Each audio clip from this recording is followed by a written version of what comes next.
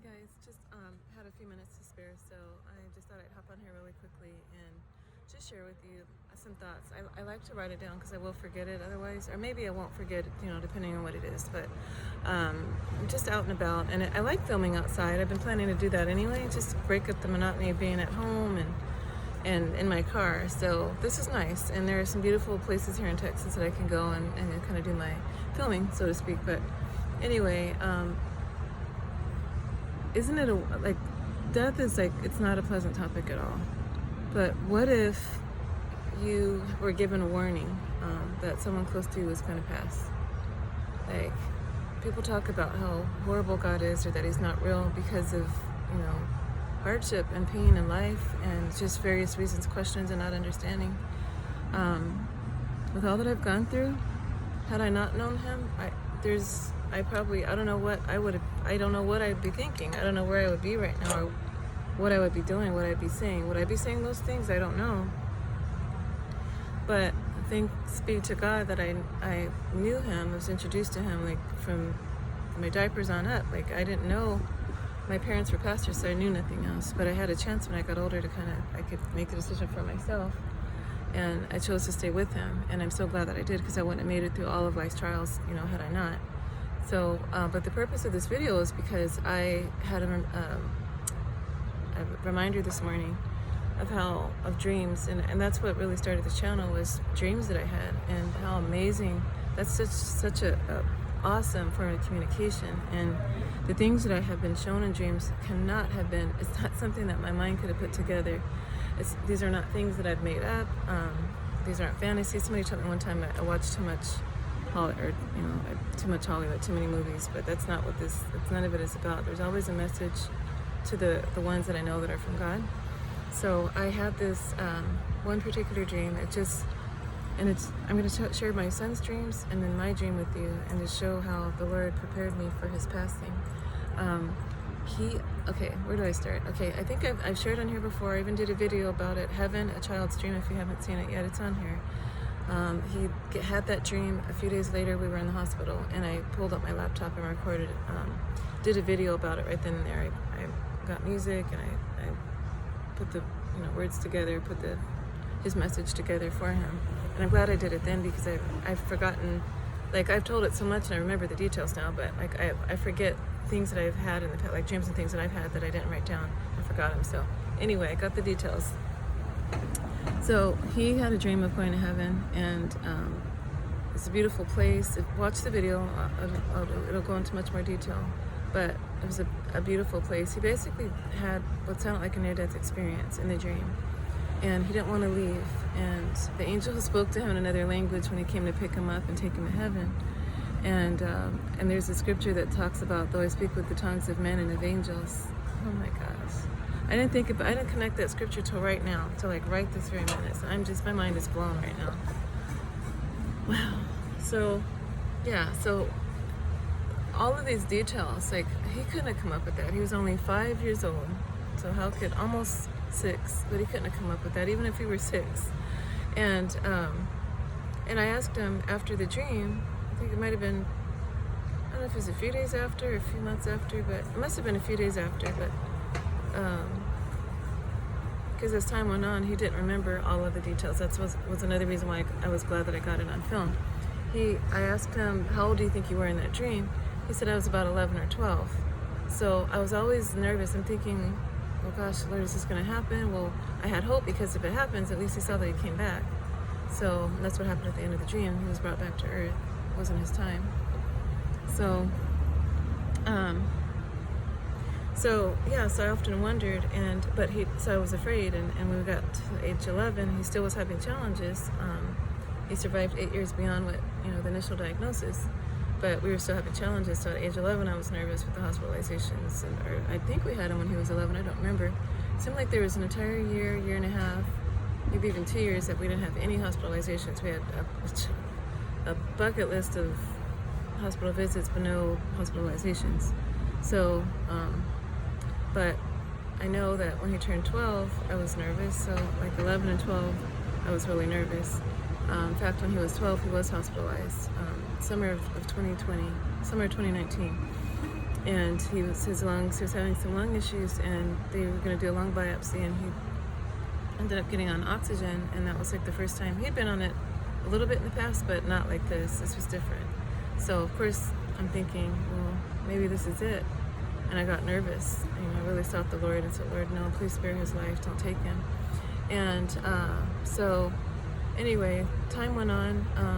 He got out of the hospital July 29th, and then I was told October of that year, a couple months or 3 months later, that he was basically given 6 to 12 months to live without a heart and lung transplant. So I'm thinking, we're going to beat the odds. We're going to fight this. God has brought him through many times, miracle after miracle. We're going to do it this time. Again, God's going to do it. So December of that year, I have a dream. And my research, my heart, my prayers is really the leading of the Lord led me to take him here to Texas. We were in Southern California. So I went ahead and did what I had to do to make sure that we could get here. I was not working because I couldn't work because health challenges were too much at that point for me to be able to work, and they had been. So we were on assistance, and I had applied for in-home supportive services, which was a caregiving.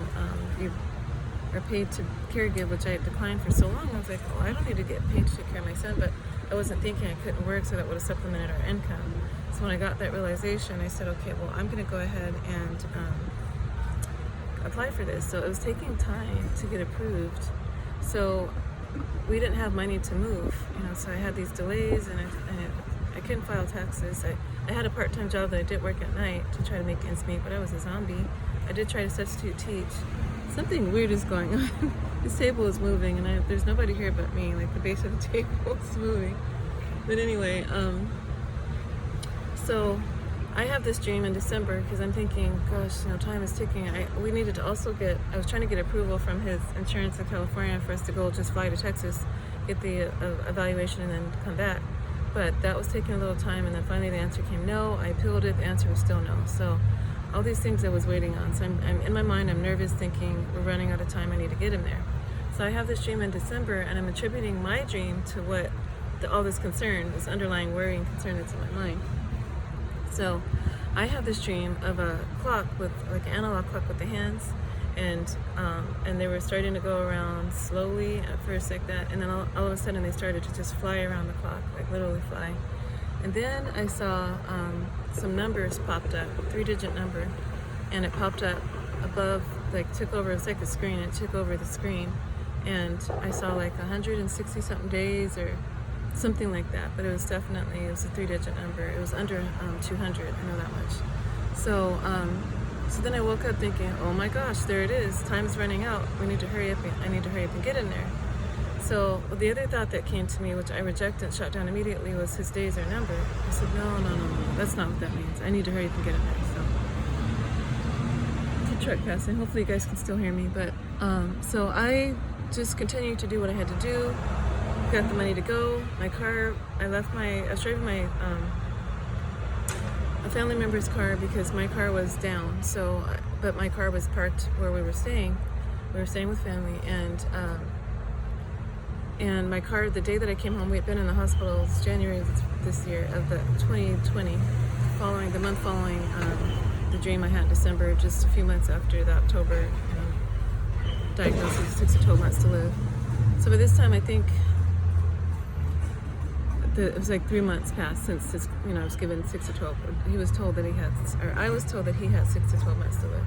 So, so March of that year, the car gets towed, or January that year, the car gets towed because I had it parked on the street for too long.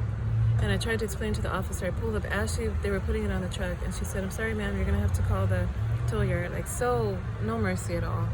Like, and I explained it, maybe they hear a gazillion stories a day, people are lying, but it hurt nonetheless. I'm thinking, my son's at the hospital, my car's being towed, I don't have money to get it, out of impound. So I called, and it was like $200 or $300. I didn't have it, so I had to ask people for help for so long. I wasn't going to bother anybody else for help. I was just going to try to talk to them. I kept going down there and try to talk to the detective to get it waived, get the fee waived so I could get my car out. No avail, falling on deaf ears, nothing happening. So anyway, so by the time I do, and I'm just trying to deal with helping him and other stuff I had to deal with, paperwork, and I had 2 daughters I had to, getting back and forth to school, just a lot. So, and then trying to find work, for Texas and find out where we're gonna live and all that good stuff. So, long story short, the car at the tow yard ended up costing like $2,300 to get out. And we had just gotten, I just gotten some money.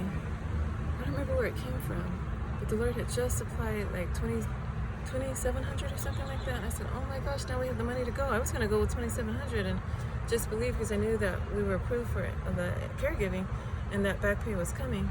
So I was just gonna go anyway and just go in faith, that just praying that it would come. And when it came, like, it would be forwarded to us. But then I was like, well, what if it gets lost in the mail? So many concerns. But anyway, that money was apt. I had to get the car out of the tow yard. I was just gonna let it go, but I ended up getting it out. So there was our money to move. So long story short, we finally get to Texas in June, and then we were home there for 1 week into our own apartment before he had to go into the ICU, and then he didn't make it after that. Good morning. He didn't make it after that. So long story short, he had a dream a year and 2 days to the day that he passed. So there was the dream when he was 5. There's my dream in December of the same year that. Okay, so I missed that part. Excuse me, I'm all over the place, but his dream was summer, and that's what I meant to say. That summer that he was hospitalized. So in 2020, when they did the lung biopsy, that summer, while in the hospital, and I have it on tape, he had a dream that he was traveling in a tunnel, and his feet. Oh, I'm gonna cry. I've had so much joy, and I still have joy, but this hurts. He had a dream that he was traveling in a tunnel, and his feet weren't touching the ground. And he said that the devil was at his heels, grabbing for his heels, and that if he grabbed him, he'd be able to take him to hell. But he said before him, it was like the devil's in the form of a woman, I don't know why, but before him was Candy World. And he said he was traveling along Candy World, and he was thinking, I'm almost there, and he didn't want the devil to grab his heels. He said, I'm almost there. He said he was wearing white.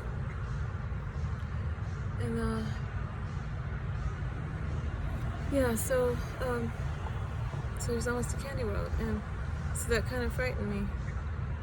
And so he has this dream July 2020. They tell me October 2020, he has 6 to 12 months to live. I have my dream of the clock and the time, the number, in December 2020. And then he has the dream when he's 5 of heaven.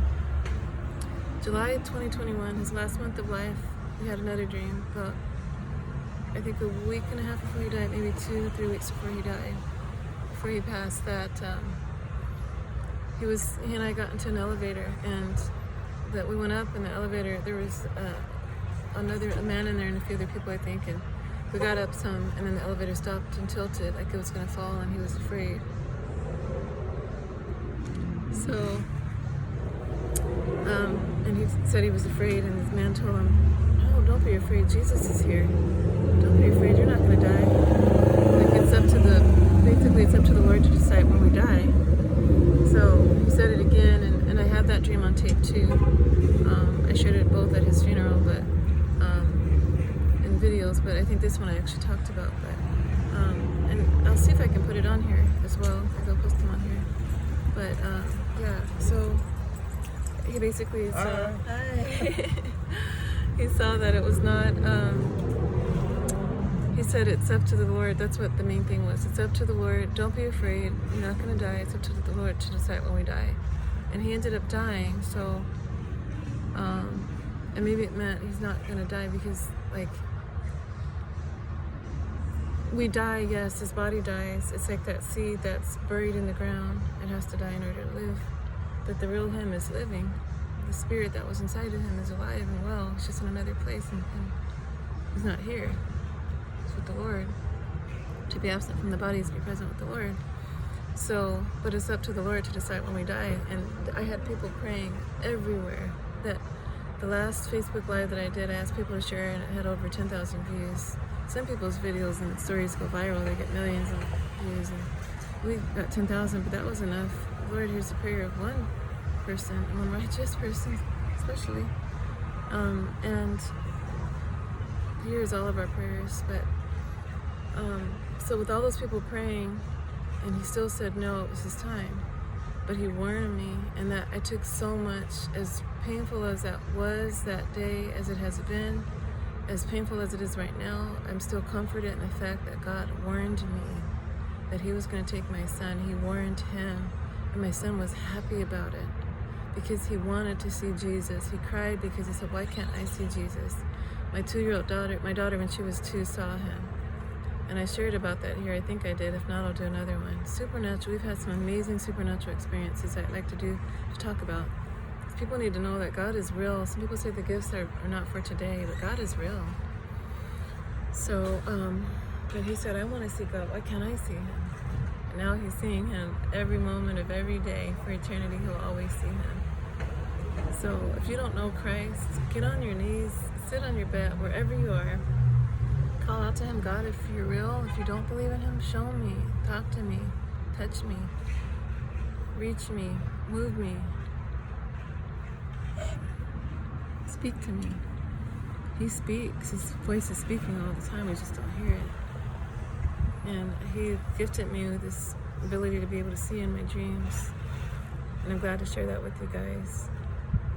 If you haven't been walking with him, it's never too late to seek him and get close to him again. The wind wasn't, I don't think the wind was blowing when I was sitting here before, I don't know, but I'm going to sign off because I have to check the time and get to my appointment. But thanks for watching. I'm praying for you that you will come to know him if you don't.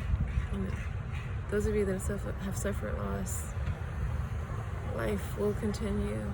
One of the hardest things I could ever accept after my dad passed was that life carried on. It seemed so cruel that the world went on and my dad passed. It's like everybody should stop and time should stop and every time should stand still.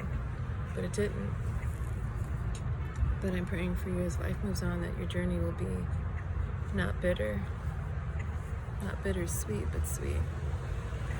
Bless you. Thanks for watching. And share this with someone that needs to be encouraged, that God does see and knows the end of everything from the beginning. Take care.